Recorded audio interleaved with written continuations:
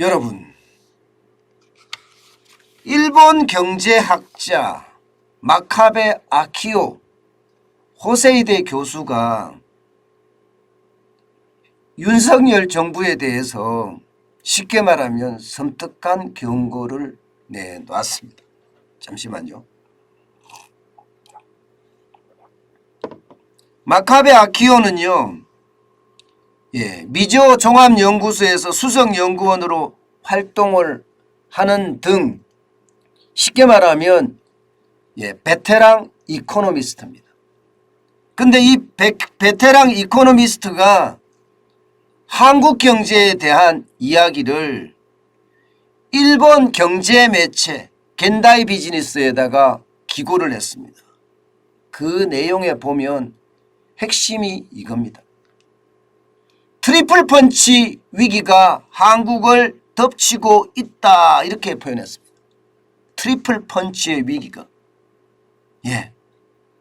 이것은요, 지금 우리가 이야기했던 거 있잖아요.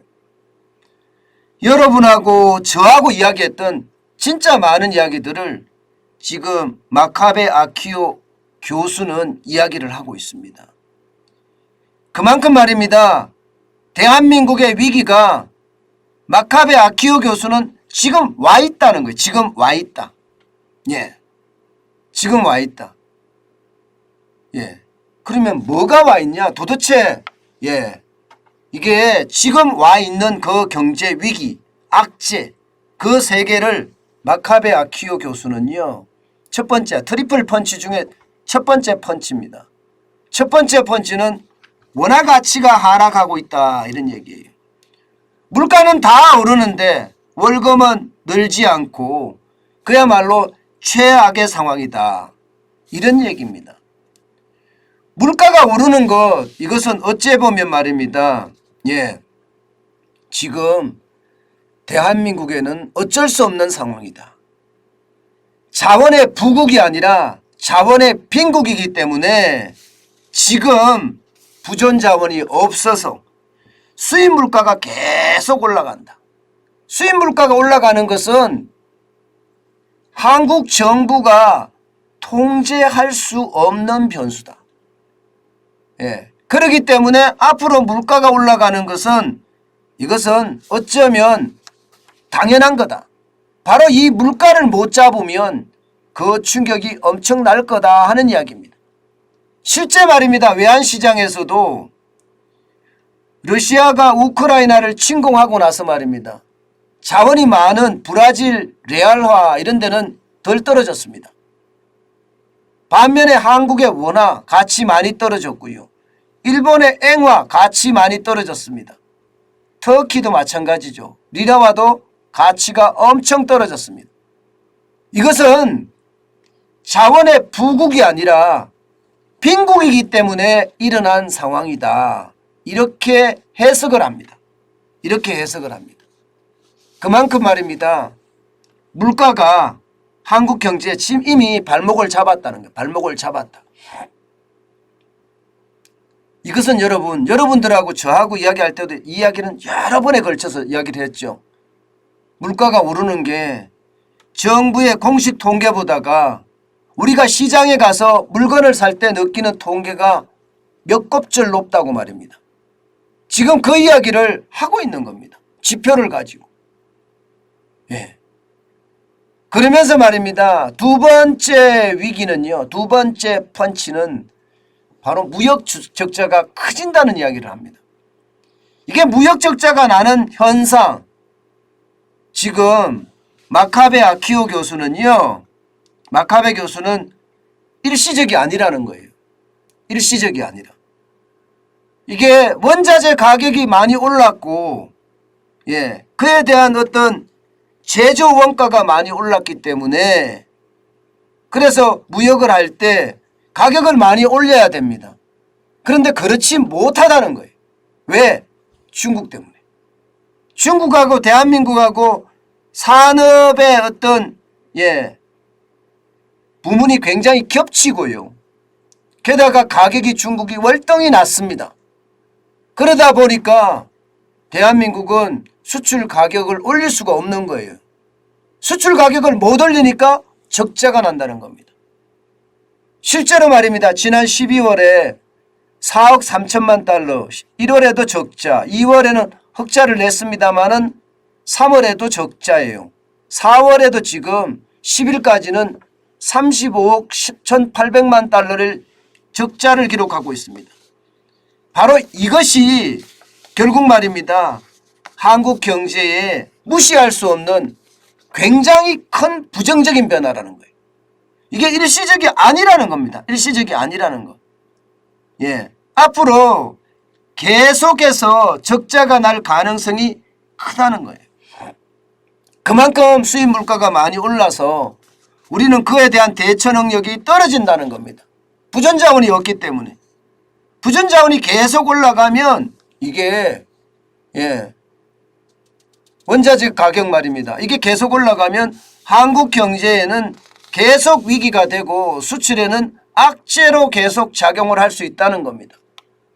여기에다가 중국의 코로나 재확산도 한국 경제에는 굉장히 좋지 않다는 거예요. 실제로 한국 경제에 중국이 미치는 영향은 어마어마합니다.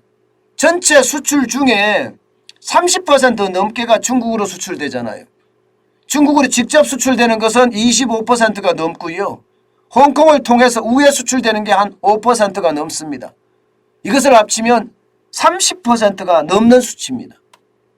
그렇기 때문에 중국의 경기 둔화는 대한민국의 수출 악화로 바로 이어지지 않겠느냐 이렇게 이야기하고 있습니다.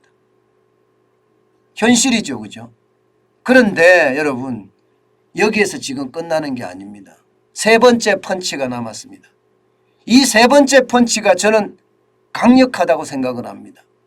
바로 빈부격차입니다. 빈부격차. 이게 격차라는 게 말입니다.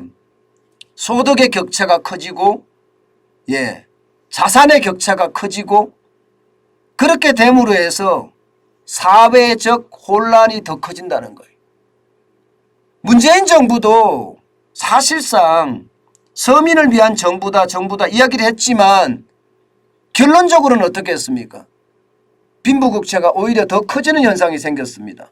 여러분 보시다시피 코로나19로 커진 소득격차라고 이야기하는데 실제로 많이 커졌습니다. 2018년에 소득 하위 20%는 185만 원을 벌을 때 소득 상위 20%는 892만 원을 벌어서 배수가 4.83배였습니다. 그런데 2021년에는요. 소득 하위 20%는 오히려 소득이 줄었어요. 181만 원으로. 반면에 소득 상위 20%는 늘었습니다. 948만 원으로. 배수도 5.23배가 됐습니다. 5.23배. 이것도 말입니다.